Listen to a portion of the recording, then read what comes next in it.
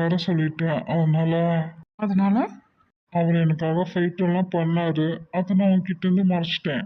ம் இல்லை, என் தம்பிக்கு அப்படி என்ன என் ஃப்ரெண்டு மேலே அவ்வளோ பாசம்னு நினச்சேன், அதான் கேட்டேன்.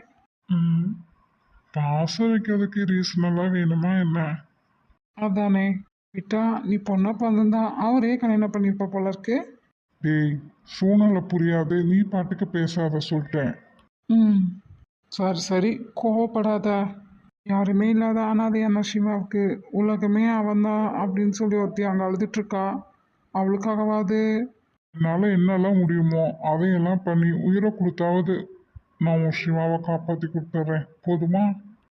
அதை என்கிட்ட சொல்ல வேண்டாம், அந்த பொண்ணுக்கிட்ட சொல்லிடு. ம், நீ நீ எப்போ வந்த சிவா? வாயை மூடுறா முதல்ல. அடிச்சு மூஞ்சிய உடச்சனா பாரு. ஏன்டா சிவா இவ்வளோ கோவமா இருக்க? நீ எல்லாம் ஒரு ஃப்ரெண்டாடா.